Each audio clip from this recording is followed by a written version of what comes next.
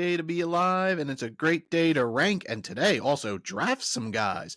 Welcome to the Drafted Up Podcast, a podcast focused on the NFL draft and fantasy football drafts. As always, I am Theo. Joining me is Nick. How you doing today? Good. How are you, my boy? I'm doing pretty good. Happy Easter. That it is Easter as of this recording. It will still be Easter when it's uploaded, but it will likely not be Easter when you guys are listening.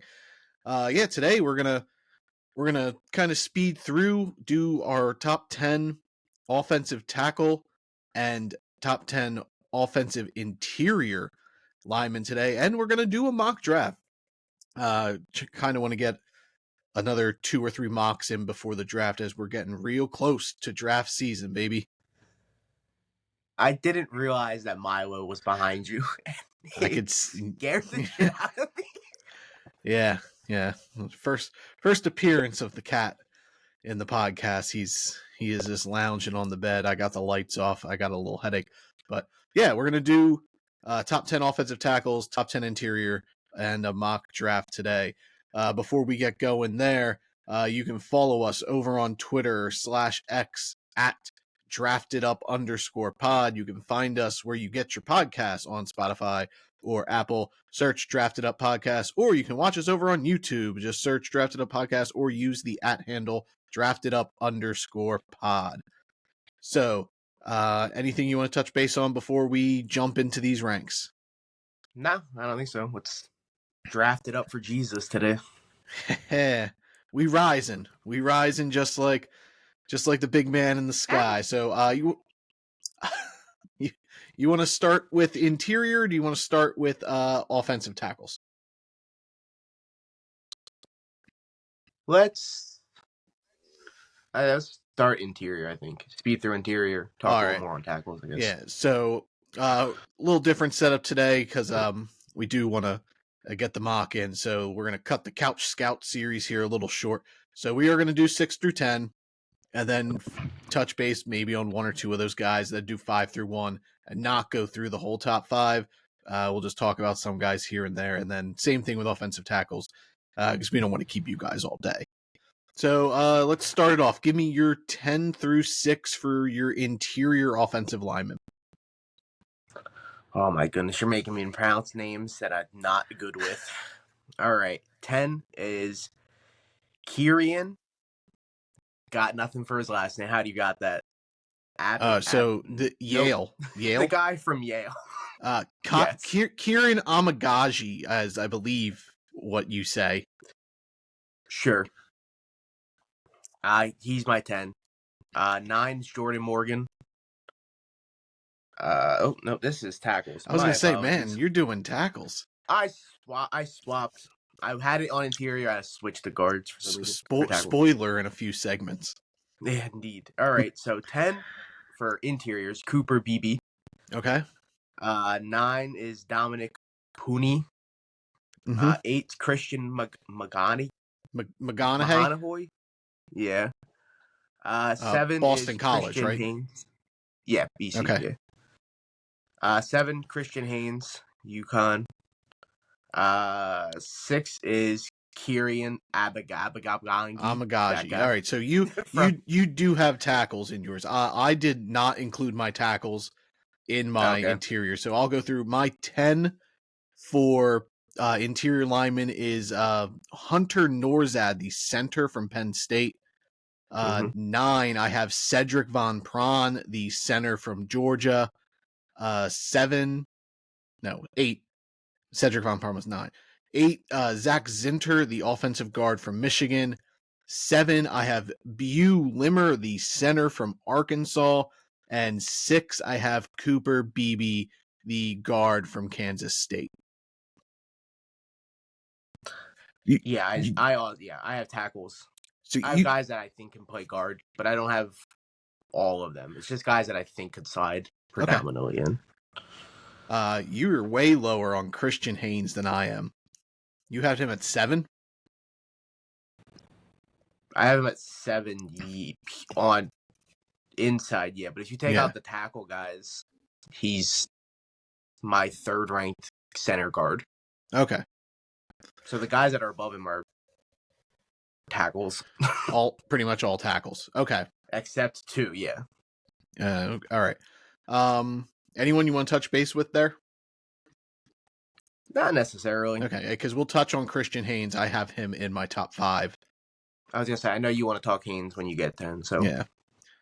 So who are your 5 through 1? 5 through 1. 5, I have Jordan Morgan, who is predominantly a tackle but can slide in. 4 is Zach Frazier, center from West Virginia. Mm-hmm. 3 is Graham Barton, tackle, center, guard from Duke. 2 is Jackson Powers Johnson, center from Oregon, and then 1 is Troy Futanu from Washington. All right. If I did rank Futanu on interior, I know a lot of people do, and I think there is a decent chance that's where he ends up, just based off where he goes. Like I know Seattle's a popular spot, or Dallas for him. I think he plays guard there. He would be my interior 1 for sure. Mm-hmm. So my interior 5, yours was Jordan Morgan. Yeah, he would have been my interior 6. Okay. So my interior 5 is Dominic Puny, the guard from Kansas. I have Zach Frazier, the center from West Virginia. I have Christian Haynes, the guard from UConn at 3. I have Jackson Powers Johnson, the center from Oregon at 2. And my number 1 interior lineman is Graham Barton from Duke. Hell yeah. Yeah, you Graham Barton over Jackson Powers Johnson? I made the switch today. I got a little bit downtime at work, and I watched 2 more games from each of them, and I did bump Graham Barton over him. Hell yeah, dude. Which probably does surprise you because I've been incredibly high on JPJ throughout the whole process. And I still am. Indeed. I still am. That just makes me happy because Graham Barton's been like my guy this whole process, so that makes me incredibly happy. Yeah, I think like most of his tape is tackle based, but I think a lot of him does slide in really well. So let's start with Graham Barton. So I got some notes down. I love his versatility. The fact that he can play all 5 offensive line positions is huge.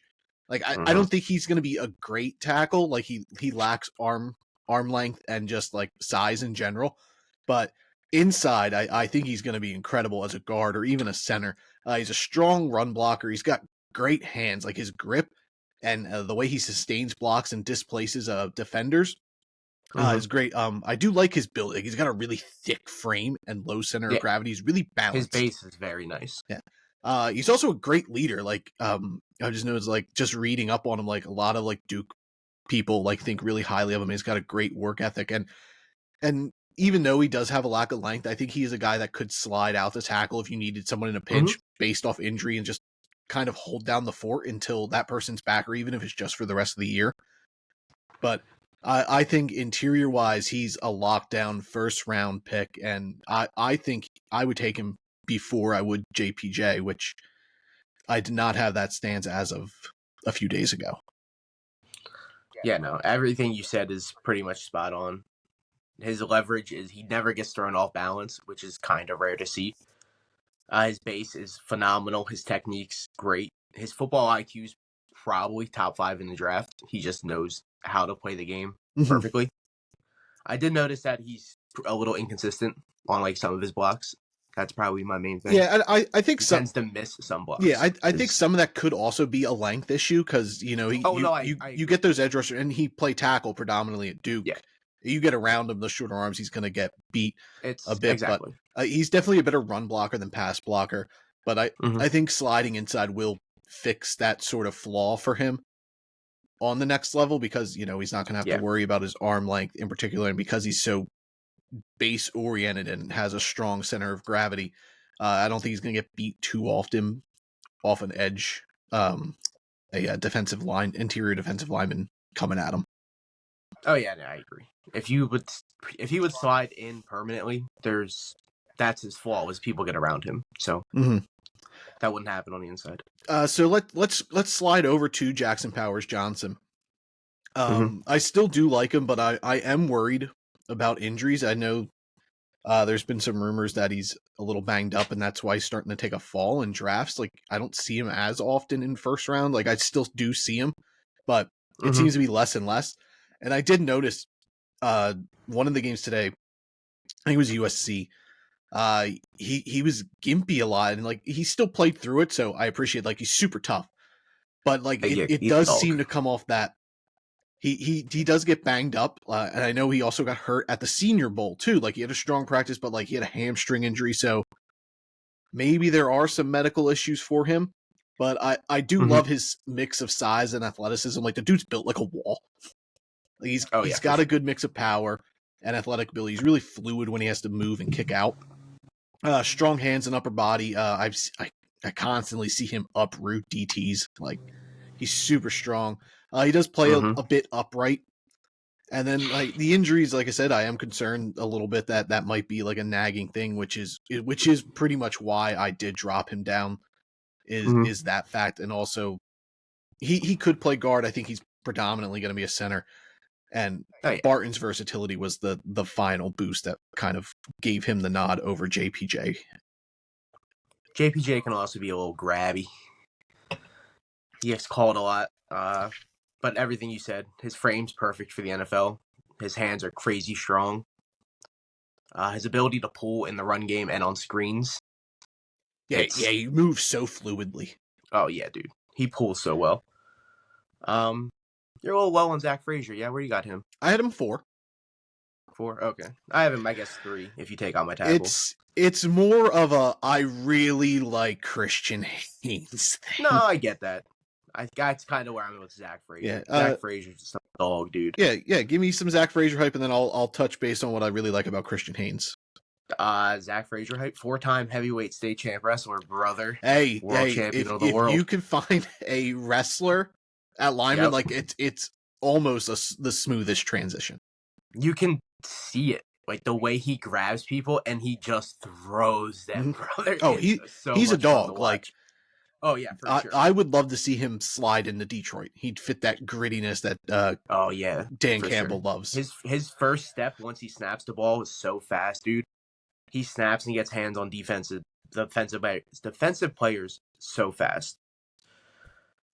He's very nice at creating also his own run lanes for running backs. So like if he would go to Detroit, that would be impeccable to watch. He does have downsides with his athleticism. That needs a little bit work. And he also needs work on his pass blocking.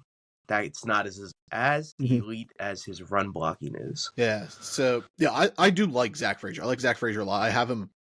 I pretty much usually kind of mock him towards the end of the first round.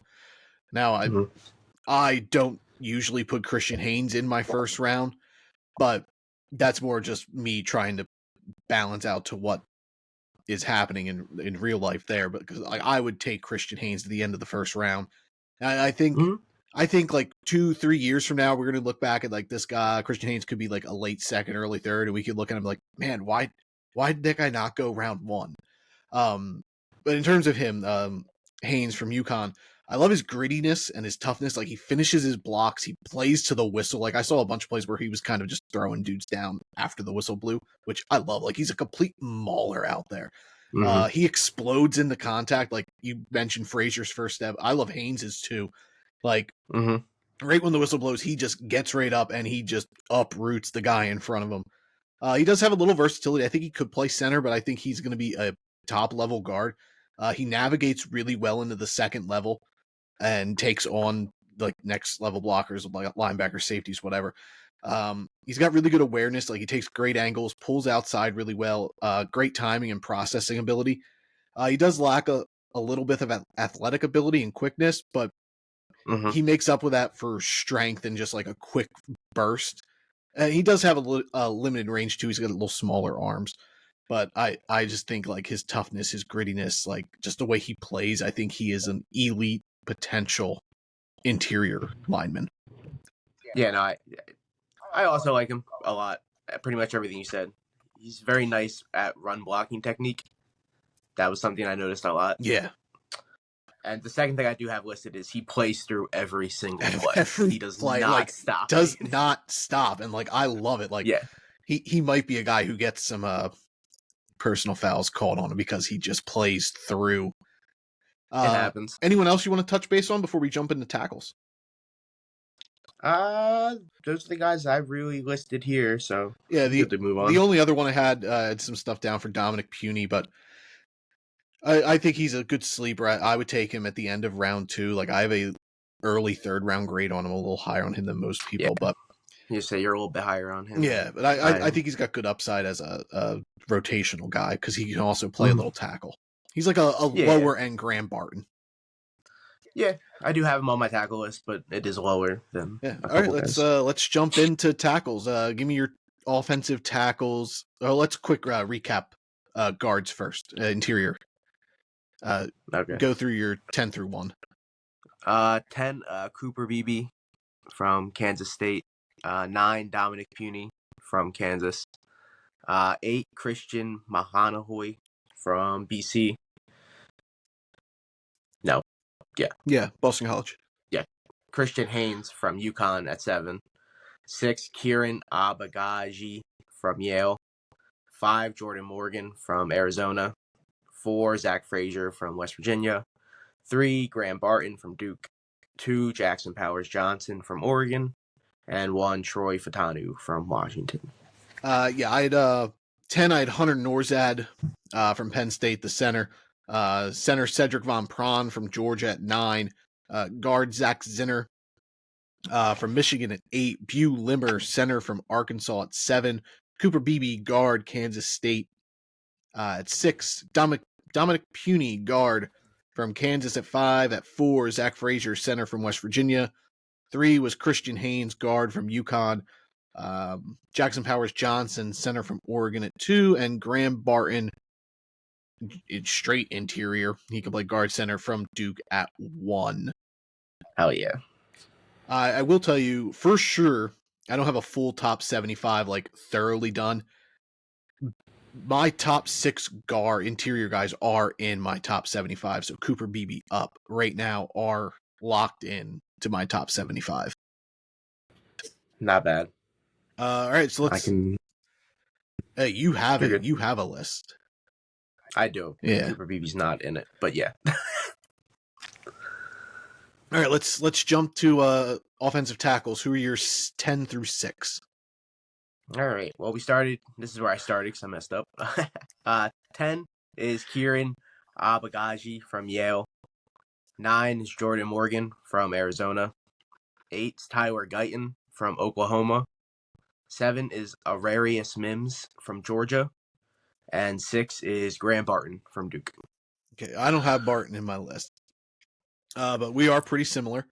At 10, I do have Jordan Morgan from Arizona. At 9, I have Kieran Abagaji from Yale. At 8, I have Tyler Guyton from Oklahoma. At 7, I have Amarius Mims from Georgia. And at 6, I have Kingsley Suamatea from BYU. Okay. That was a bit of a surprise on that guy. I have him at 11. 11? Right, I've really grown on Suma. Like, I think there's a good chance he goes round 1. I'd love to see it. Hell yeah. Anyone you want to touch base on there? Or do you want to jump in 10 through 5 or 5 through 1? 5 through 1. That doesn't really matter. As you see, I have Graham Barton on a ton of lists. As you have him 1, I have him here because I think if he ends up playing tackle, I think he's gonna be better than most of these guys as well.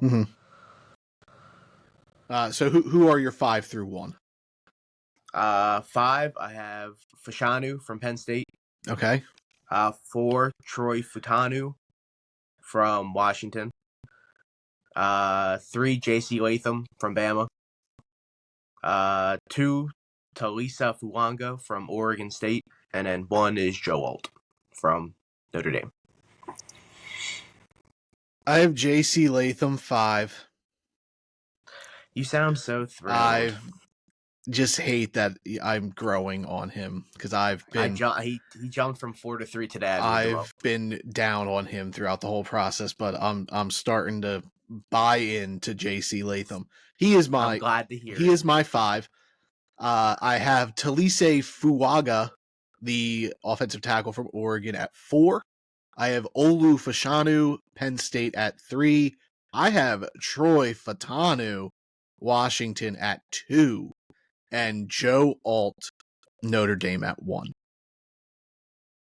So do we have Fuanga and Fatanu switched? Yes, you had at 2 and 4. Fatanu at 4 and Fuanga at 2.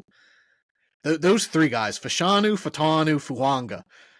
It's so hard. It's tough, and I had them all back to back. My dyslexic brain fucking you just can't. wonkles with it. Luckily, J.C. Latham separated them. Yeah. I'm surprised we're both very similar on Tyler Guyton. I know we both had him outside our top 10. Super athletic dude, but oh yeah, for sure. I figured one of us would be higher on him. Same with Amarius Mims. I do have a little note down here that he might have the highest ceiling of any of these tackles, but like I just there wasn't enough tape for him. Like he really was only a starter for 2 seasons and was hurt in both of them. Yeah, no, I agree. With Mims, it's a lot of technique things that I don't think are there right now.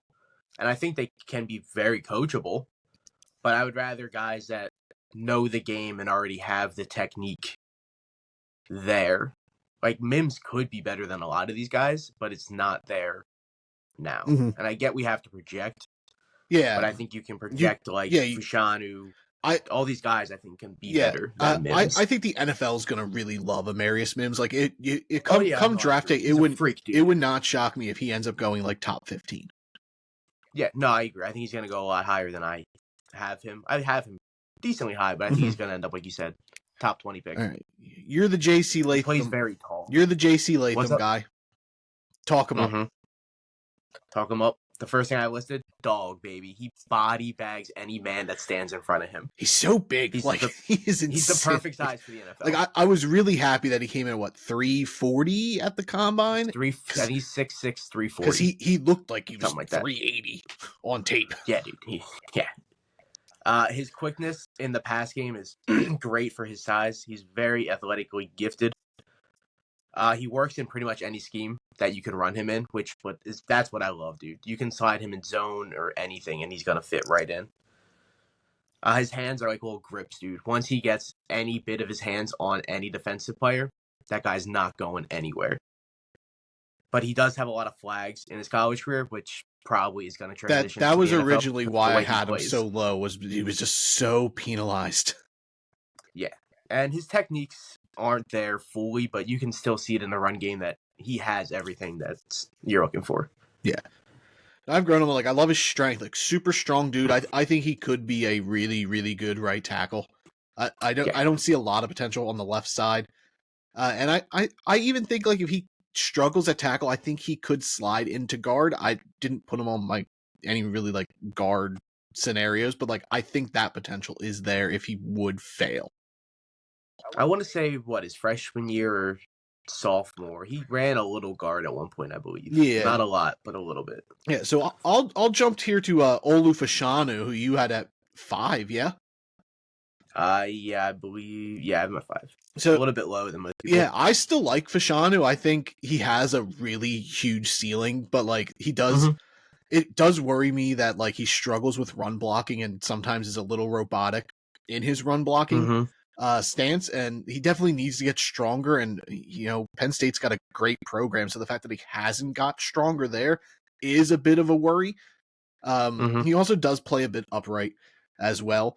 But like I said, I like his ceiling, and his processing and spatial awareness is really good. Like he's really quick off the snap, and like not a lot of guys coming out are like pro ready pass blockers. Like a lot of them are usually just good run blockers to great run blockers who have to develop the pass game. He's the complete opposite. Like he is pro ready as a pass returner. Like, he looks really natural out there, comfortable. His footwork's really good in positioning. He's a smooth transition. He's really good at absorbing force from his from rushers, and he's got really good range and balance. So like as a pass blocker, like he'll be fine. I think he could slide in day one and be a starting left tackle from a pass blocking standpoint, but he really needs to work on his strength and run blocking ability. Yeah, I agree. His pads are almost never at the right level, Mm-mm. which is crazy concerning. Because of that, he gets off balance a lot, which then also causes to my third concern is that he's very easily to push back if you get him in the chest. Yeah. If you go back and look at that, I think it was the Ohio State game really early in the season. It was the Ohio State game. I think it was JT Tuimoloau was just dogging him. Yeah.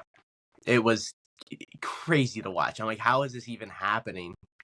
Because like you said, Penn State's physical program is crazy, dude. They just had Theo Johnson, who's 6'6", 260, run a 4.5. Yeah. I don't know. I do like him in a lot, though. Like you said, his pass stuff he's fine. He's very good at adjusting, which is he needs. Yeah. He's very flexible, so when he does get beaten, he's able to get back and adjust. Yeah, I actually do think he might fall in the draft, but I do like his ceiling, and I do think he could easily bust. I think it's about just getting into the right scheme that fits him well. Yeah. That's all it is about a lot of these guys. It's getting to the right schemes. Let's talk up your number 2, your boy Talise Fuanga from Oregon State. Hell yeah, dude. He stops any defensive guy in his tracks. He's got the perfect NFL frame. His run blocking game is phenomenal, dude. I love watching him in the run game, dude. He overpowers. He doesn't get overpowered, which I love. He can handle double team very well. As a tackle, he's going to need that. His quickness and agility off the ball is also on par with anyone. I love his pad level as well. His pads are super low, dude. He's never off balance. His arms are short, which is a concern if he does end up playing tackle. And because of that, he's very easily to get around. Yeah, that I did have. He does get beat off the edge a lot because of his shorter arms. Yeah. And he does get led out of position a lot by a speed rusher. Like he gets a little off balance, and that's a big reason why I have him at 4 is because like I think he's a right tackle only. Like I don't think he's gonna play left tackle. I do think he could play guard, absolutely. If he could be an elite level guard, but like I think if he plays guard his rookie year, he's gonna make the all team. What is that? The all rookie team or all pro? No, all pro. The all pro team. Wow, yeah. Bold. But it's not great. Like he could be. My mic's falling. An all pro level guard, like going forward. But I think if he ends up sliding inside, he's almost a for sure pit. I tackle. I think he'll still be a Pro Bowl level. Yeah, I think he'll be a Pro Bowl level right tackle for sure. I did grade him out as the best run blocker amongst the offensive tackles in the draft. Definitely. I loved his positioning and his awareness. He takes really good angles in the run game, and he keeps his posture set against bull rushers. Like you ain't bull rushing Talise Fuanga. It's not gonna happen. No, his power is insane. Big strong boy. That's the first thing I've written down for him. He's got really good hands as well. But let's talk about. We'll go to my number 2, Troy Fautanu. I love his versatility. Like Graham Barton, I think Fautanu can be an all-pro guard. I think he can be an all-pro center, but I also think he can be an all-pro tackle. Like I love his burst. He's so good on the move and tracking to the next level. Like he's got these heavy hands. Like he is not afraid to square up with a dude. Yeah, no, like, and he's so imposing. Like it brings on an imposing demeanor. Like I thought he had the best hands in the class.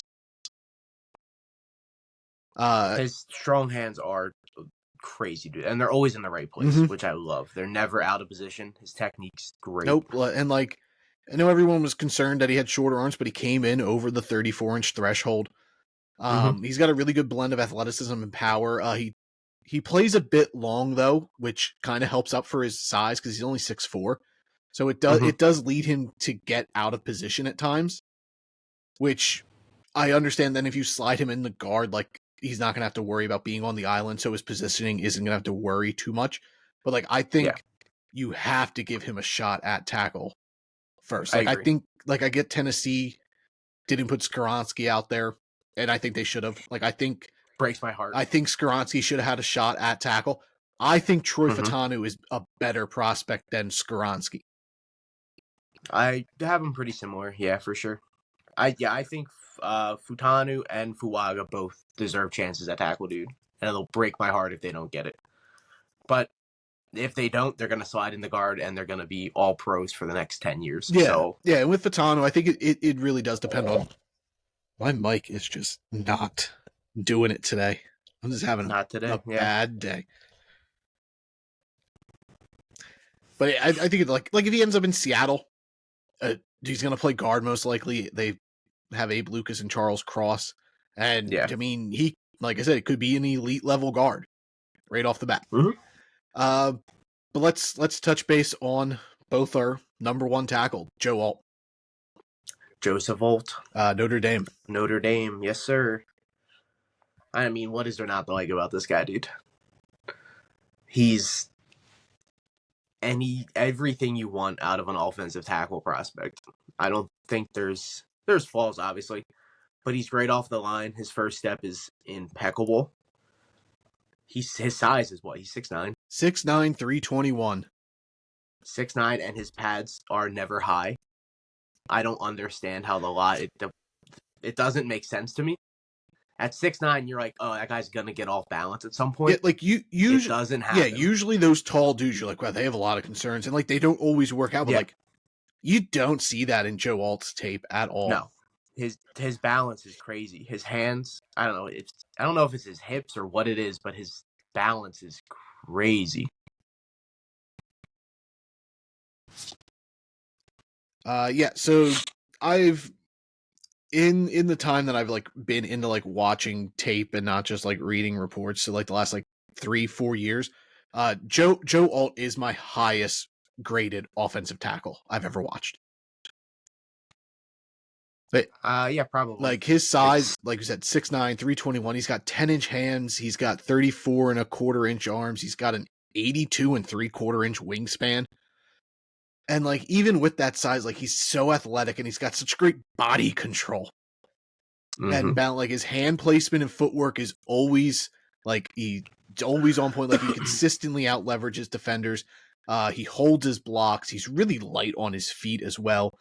And like his positioning, you can tell he played tight end. Yeah, he also played quarterback. Yeah, I saw that today. Oh yeah, I did see that as well. Yeah. You can really tell like he played tight end by the way he plays tackle. Yeah, and he's only been playing tackle 2 years? Yeah. And he's got the pedigree too. His dad was played 13 years in the NFL. And his positioning, he's always on time with his blocks, and he's always setting himself up to win the block too. Like I have a top 7 grade on him right now. Like he's easily top 10. He might be in my top 5. I'd have to like double check my board for sure. But like I wouldn't say anywhere like he'd probably be like his highest. Like you could tell me he's your number 2 ranked prospect. I'd be like, yeah, I get it. If you want to come in and tell me he's the best prospect in the draft, I wouldn't bat an eye. Hey, yeah, offensive tackles are important. Yeah, if you want an elite left tackle or right tackle, he's gonna be either of them. I agree. I didn't find many flaws in Joe Alt's game. Yeah, I literally didn't even write a flaw down. He's the only offensive tackle I didn't write flaws for. All right, there we got it. We did it. Churn through. Hit me up. Go through your list again. 10 through 1 of offensive tackles. 10 through 1 tackles. 10 would be Kieran Amagaji from Yale. Sorry for butchering that guy's name 1,000 times on this podcast. 9 is Jordan Morgan from Arizona. 8 is Tyler Guyton from Oklahoma. 7 is Ararius Mims from Georgia. 6 is Graham Barton from Duke. 5 is Ua Fashanu from Penn State. 4 is Troy Fatanu from Washington. 3, J.C. Latham from Bama. 2, Talisa Fulanga from Oregon State. And 1, Joseph Alt from Notre Dame. I had Jordan Morgan, Arizona at 10. I had Kieran Amagaji from Yale at 9. Tyler Guyton, Oklahoma at 8. Amarius Mims, Georgia, 7. Kingsley Sumatea, BYU at 6. J.C. Latham, Alabama at 5. Talise Fuanga, Oregon State at 4. Olu Fashanu, Penn State at 3, Troy Fatanu, Washington at 2, and then consensus Joe Alt, Notre Dame, number 1. Hell yeah. So there we got it. Joseph Alt. Churn through those rankings for you guys. Sorry we didn't go too in depth there with those guys like we did other positions, but like I said, we got to get through some mocks here. I don't want to just get locked in on just having to do the couch scout stuff. Plus, receiver wise, we're probably going to throw out a 2-parter for that because of how deep that class is. 2-parter, hour long each. Yep. And then we'll jump in. We'll do edge and interior defensive linemen together, linebackers and safeties, and then we'll give the corners their due with their own episode as well. So let's get to this mock. We'll do a 1-rounder. Let me throw out a late round tackle in Roger Rosengardner from Washington. He's so good. Anyone looking for a second? I've seen a mock where he went in the first. I've I haven't seen much hype of him, like general media wise, like any podcast I listen to or stuff I read. Like he rarely comes up. I had him in my Mel Kiper occasionally brings him up, but he's a guy that can go anywhere from the late first to the third, and I think he's going to make an impact pretty soon. He's a name I had written down to squeeze into my top 75. Like he's on the cusp of being there. Like I think he was my tackle 11. Yeah, I keep trying to move him up, and I keep moving him up. Right now I have him at 83, which is right on the outside of 75. Okay. But I am trying to figure out a way to get him up. The tackle class is so good, so like it's stacked, dude. Yeah, he is my tackle 11 with Patrick Paul as my tackle 12. Mm-hmm. Yeah, some good tackles for sure. Let's do into this mock draft. We'll hit you up with a 1-rounder here. How are we on time? 37 minutes. Okay, yeah, so we're good. We're good. Do we want to do trades? I mean, we can. Might make it go a little bit longer, but it's kind of realistic. Yeah. All right. Not the day for the mic, brother. No, and it's crazy because I have it in the same spot that I like always have it, and it's just not meant to be. It's one of those days. Going down again. Just gonna hold it. I'm gonna hold it with my hand. I'm so sorry. You want evens or odds? It doesn't matter. I'll take odds. All right. Now I can't get this thing to even like stay put to do the draft. All right, you got first pick, Chicago Bears. Oh, what an easy one with Caleb Williams, quarterback from USC. I'm pretty much locked in there. Like I think that's a no-brainer. We don't really even have to dive into that one too much. Nope. The Washington Commanders are on the clock.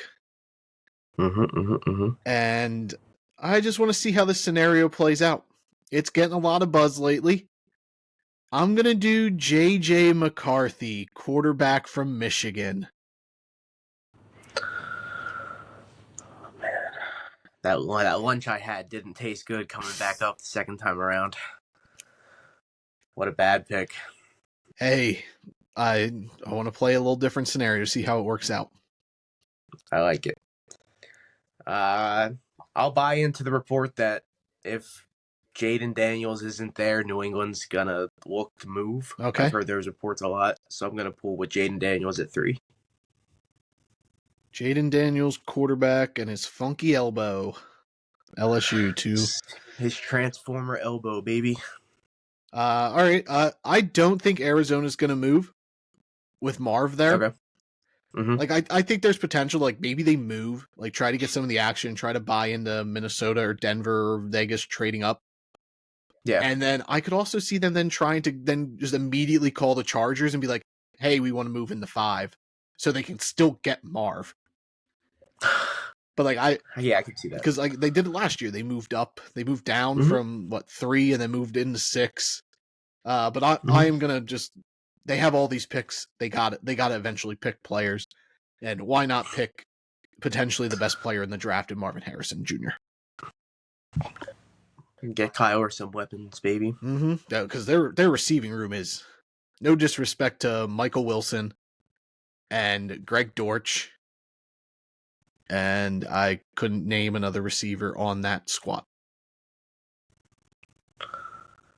I'm jumping the Minnesota Vikings up from 11 to 5. I'm not going into trade details. It's going to be 11, 23, and a first next year. And I don't even think it's going to cost the first next year. I think the Chargers are going to want the picks. I think it'll be like a third this year. Do you think so? I do. I don't know, dude. But yeah, I'm just going to force a trade. Yeah. The Vikings move up. The Vikings are moving up here to 5 at the Chargers spot. To get their quarterback of the future in Drake May, quarterback from North Carolina. Jump the Giants to get him. Yep. But I think that makes the Giants situation easier, and I think they are going with wide receiver Malik Nabers from LSU. Good pick.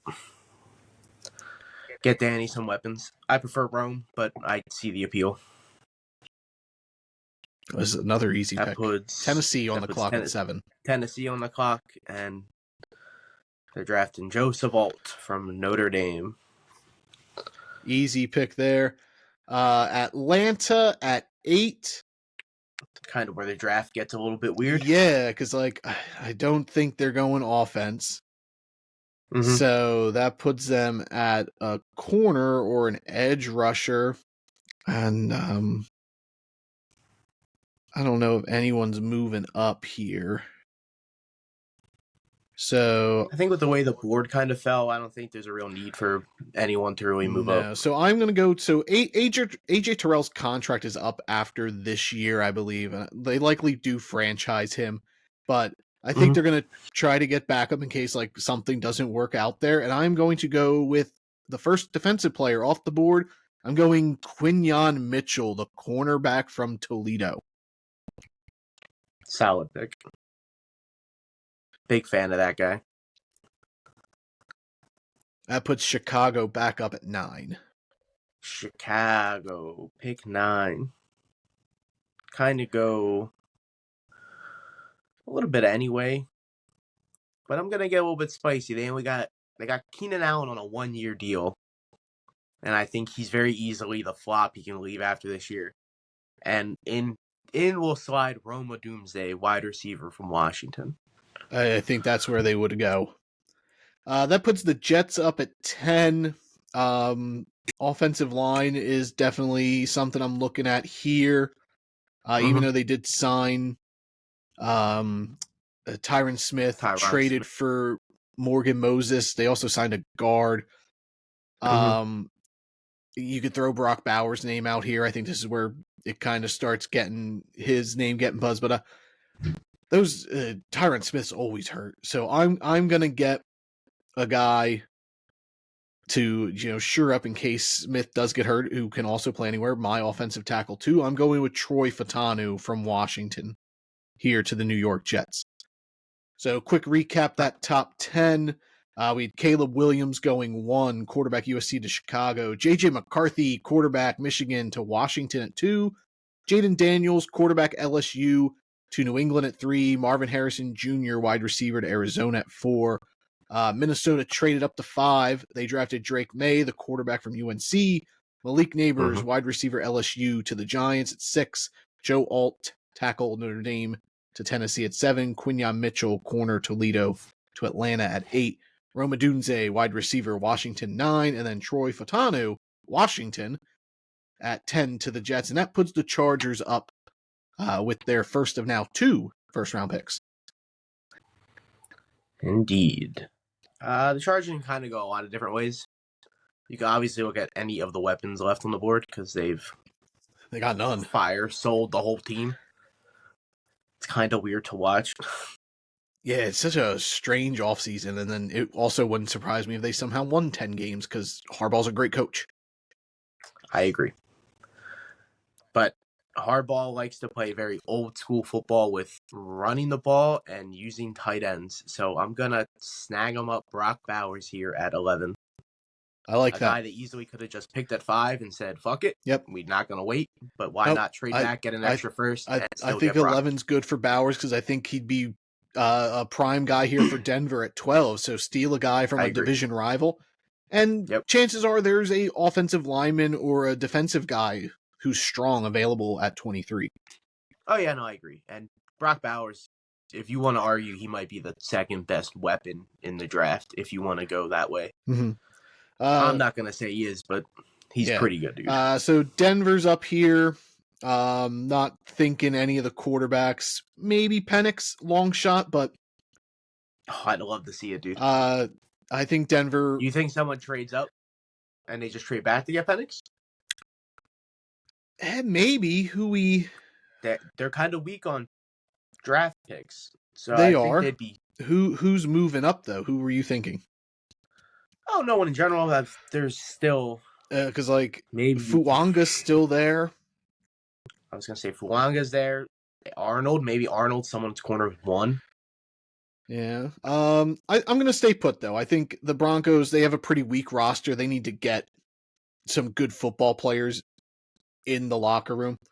So I am going to go first edge rusher off the board. I'm taking Jared Verse from Florida State. Kind of play that Cameron Jordan role for Sean Payton over there. Mm-hmm. Puts Vegas up at 13. That does put Vegas up. I'm looking at defense here. I'm looking at line and secondary particularly. You think they kind of lean in? You still think they look interior D-line even though they paid Christian Wilkins $1 zillion? I mean, not necessarily, but if they have one of these guys ranked. Yeah, you can never have enough linemen. Because the two guys that are both here, they're both pretty good. But I'm going to lean with Terry and Arnold, cornerback Alabama. Okay. That's where I'm going to go. All right, that puts me up with New Orleans here at 14. And they need tackles. But the problem is, Fuanga is a straight right tackle. Mm-hmm. And they have Ryan Ramczyk still, but there's some talks he might have to medically retire. So that would open up right tackle, and then left tackle still a need because Trevor Penning has not worked out from them. Has not panned out at all. But New Orleans loves like freak offensive line athletes. So I'm going to do the surprise one here. I'm going with Amarius Mims from Georgia. We're lower on him, but I think the NFL is going to really love him. And I like I said, it would not surprise me if he's. I think Fashanu could play left. Fashanu for sure could play left. Yeah, but I think the Saints they love to run the ball too, and Fashanu is not great there. I think they go for that big boom upside with Amarius Mims. That puts you up. That seems like a Saints pick at 15 for the Indianapolis Colts. 15 with the Colts. They brought back Michael Pittman on a nice deal. Mm-hmm. Trying to help Anthony Richardson out.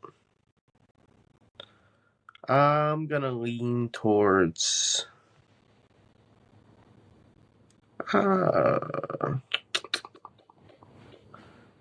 let's kind of go... What other? That's too early. Oy. Let's go Latu, edge rusher from UCLA. Okay. All right, that puts me up here with Seattle at 16. I'm going to the Edgewell as well. Edgewell also. There we go. I'm going with Dallas Turner from Alabama here. Roll Tide. Putting the Jacksonville Jaguars up with pick 17. Mm-hmm. They can go either side of the ball here for sure.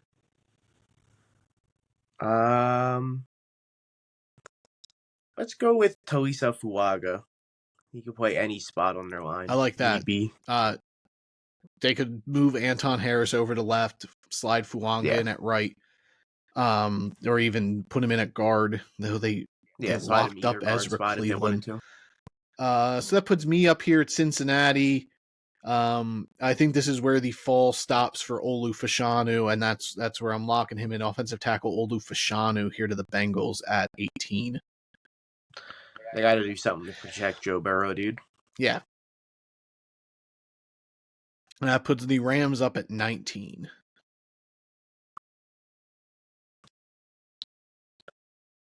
The first round pick in the Sean McVay era. First round pick since Jared Goff, brother. Crazy. That's insane. What a crazy stat. I mean, you got both interior defensive linemen here. You going to replace Aaron Donald? I'm looking at both of them, trying to figure out which one the Rams would pick. Got to get in that Sean McVay head, and that's impossible. So it's almost just a coin flip on both Murphy and Newton. I'm going to go with Byron Murphy the second. All right, Byron Murphy the second to the Rams at 19. Pittsburgh up at 20. They just shipped off Deontay Johnson, so I'm going to get them a wide receiver. I'm going with Brian Thomas Jr. here at 20, the wide receiver from LSU. I like them picking up Cordero Patterson on a nice 2-year deal. Yeah, Arthur Smith knows how to use them. Oh yeah, he does, dude. Yeah. And now kick returns are back. Yep. Hey man, that's dangerous. He's a dangerous man again. Watch out, Najee and Jaylen Warren. Y'all gonna lose your goal line touches to Cordero Patterson. Miami here at 21. Yes, sir. Miami definitely needs O-line help. There's a lot of it on the board. I like Latham, but Miami needs a lot of O-line help. So I'm going to go Graham Barton, offensive line from Duke. No, I think that makes sense there for them. That puts me up at 22 for the Philadelphia Eagles, and I'm getting my pickings on almost a lot of guys I think the Eagles are going to really like. So I'm going to shore up the secondary a bit and take Cooper DeJean, the corner safety from Iowa. The most disrespected prospect in the draft. For sure. And that puts you up 23 here with the Chargers and their second first-round pick. The previous went Brock Bowers at 11. So let's... J.C. Latham still on the board there. Jackson Powers Johnson as well. Take Brock Bowers' running mate, Ladd McConkey. Could do that. Yeah, let's keep it on the offensive side of the ball, and let's go with J.C. Latham. All right, J.C. Latham, tackle from Alabama. He fits that body bag style that the Chargers are trying to adopt. I think that's and also snags them from the team next, being the Cowboys, because the Cowboys are always looking for tackle help. That is true. Let's see here. Dallas is not going to make this pick. Someone's trading in. I'm going to have the Las Vegas Raiders trade up. They're going to give, I don't even know the trade details, for sure 44, and I'm going to say first next year. The Raiders are going all in. They're getting their quarterback. And here the Cowboys are trading out of the first round. Vegas is trading back in, and they are taking quarterback Michael Penix Jr. from Washington. Hell yeah. Good for Vegas. Getting the guy. Well worth a first next year. That puts you up here at Green Bay. Green Bay, the most boring pick in the draft. Let's go with Tyler Guyton, offensive tackle from Oklahoma.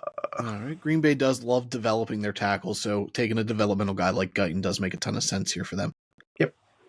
That puts me up here with Tampa Bay.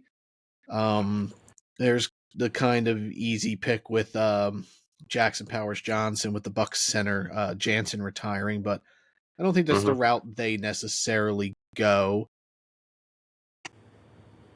But man, the board did not fall for Tampa here. But no, not at all, dude. They need offensive line help in general. Ooh. No, I'm going crazy here. the Bucks love stand-up edge rushers. We're going Chop Robinson from Penn State. Oh, my boy. 26 Good to pick. Tampa Bay. He replaces Shaq Barrett. Comes in. That's a good pick. That puts you up 27 with Arizona. They got Marvin Harrison Jr. earlier in the draft. They're still interior. Need interior help. Mm-hmm. I'm pulling the Jackson Powers Johnson card here. All right. Got to protect Kyler. Get him a weapon and get him protection. I like that. That puts Buffalo on the clock here at 28. I can give him a corner. I can give him a receiver. Mm-hmm. Everyone loves going receiver to Buffalo, but I really think they wait on that position. I was going to say they might wait the way the board fell, but hey, man, there's some receivers here I'd take. Yeah, but I am going to go with a guy who I'm a little higher on than you. I'm going with Kingsley Suamataia, the tackle from BYU. I think I can get a receiver in the second round. Yeah. You say Kingsley? Yeah. BYU offensive tackle. Cool. That puts you up 29 with Detroit. All right.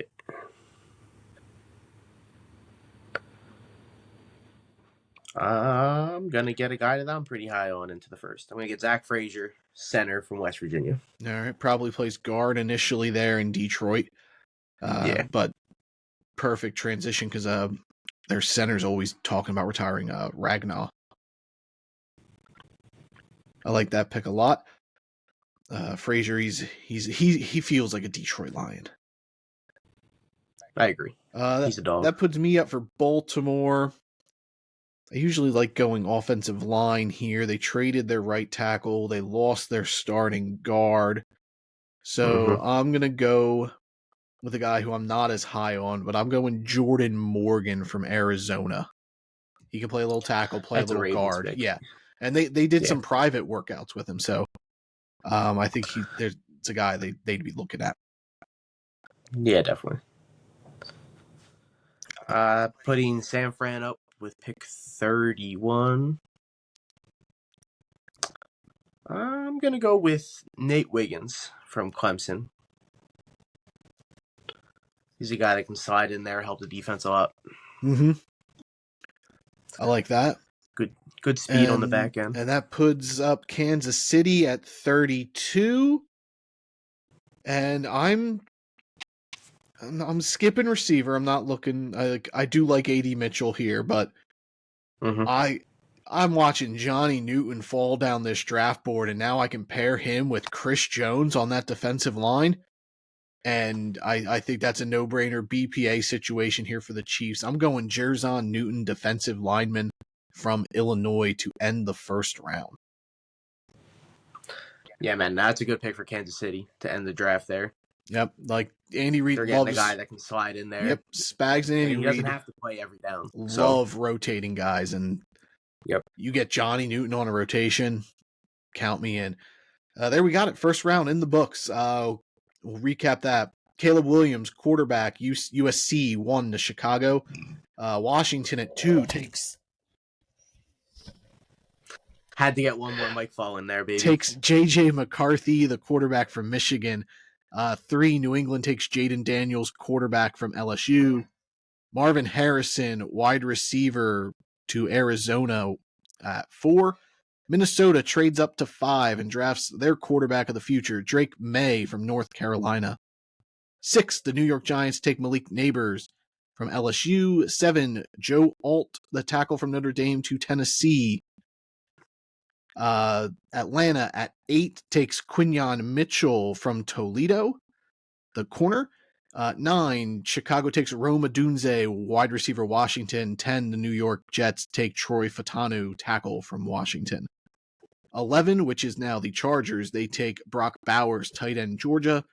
Denver goes Jared Verse, edge rusher, Florida State at 12. The Raiders take Terrion Arnold, corner from Alabama at 13. Amarius Mims, tackle, Georgia, to the Saints at 14. Edge rusher Leatu Latu, 15, to the Colts.